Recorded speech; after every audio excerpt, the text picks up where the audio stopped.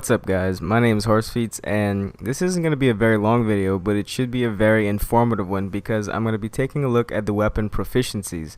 Now I got some gameplay footage and I'm going to be showing you a few side-by-side videos and some of what the proficiencies actually do to the weapons with a little bit more in-depth take on it. So I really hope you enjoy the video guys, and let's get started. So first up we have the M4A1 without the kick proficiency added to it, and as you can tell it doesn't have a very constrict bullet pattern. It kind of sprays all over the place, and I have enough bullets for 3 bullet patterns to make to give kind of an average for you to see, and I walk up close after I shoot the third clip so you can get a good view of the bullet patterns. And after you get to take a good look, we're going to take a look at the M4A1 with the kick proficiency added. So now with the kick proficiency added to the M4A1, you're going to see a much more constrict pattern, except for the second bullet pattern that I put in because I accidentally hit up on the joystick right there. But even though I hit up on the joystick, whenever I moved it up, it started to make another uniformed bullet pattern, and again I walk up close for you to see. And now after this we're going to take a look at the impact proficiency. So as you can see, without the impact proficiency, my friend Trito doesn't even get hit with any bullets through this little bitty concrete barrier. So now let's take a look at it with impact. So now with the impact proficiency added to the M4A1, you see a much greater hit detection through this concrete wall, and it is by far one of the most prominent differences that I've seen so far while testing these perks out of all that they have. So now we're going to move on to focus. So without the focus proficiency, you notice a real nice jolt whenever you're shot by an enemy, as my friend is shooting me. So I wanted to get you guys a better view of it, so I ran back so he could shoot me some more, and again this is without the focus proficiency. So now whenever I die, let's go ahead and take a look at the focus proficiency attached to this weapon.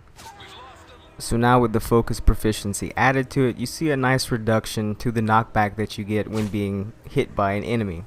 It's not a lot, but it is enough that I would believe to help you win a gunfight whenever you're being surrounded by a few enemies. Keeping that beat on the enemy is really important in a gunfight, and I believe this can help you a lot. So now after that we're going to move on to the breath proficiency.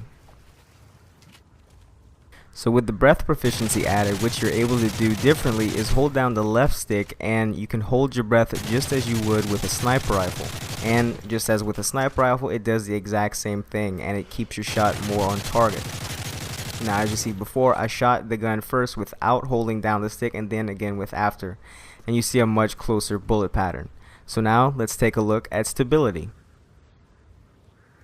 So now for you guys to get a much better view of what stability does, I put these 2 videos up side by side so you can actually see them both swaying at the same time. Now the one on the left is the one with stability, and the one on the right is the one without stability. Now I know there's a few snipers, so I'm going to show what the stability does for the sniper rifle.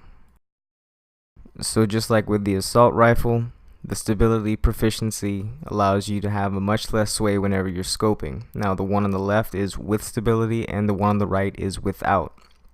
Now we're going to take a look at the final proficiency for snipers, and that is speed. So the last sniper proficiency is speed, and what that allows you to do is move faster when you have a sniper rifle equipped. And as you can obviously tell, the one on the left is the one with speed and the one on the right is the one without the speed proficiency. So now let's take a look at the range proficiency for submachine guns. So what the range proficiency does for submachine guns is it allows your bullets to carry farther without losing the damage that they would if you didn't have the range proficiency, because as everyone knows, submachine guns are made for close quarters, and you really won't notice much of a difference, but let's take a look at the proficiency anyway. So finally, with the range perk added, like I said, you really won't notice much of a difference.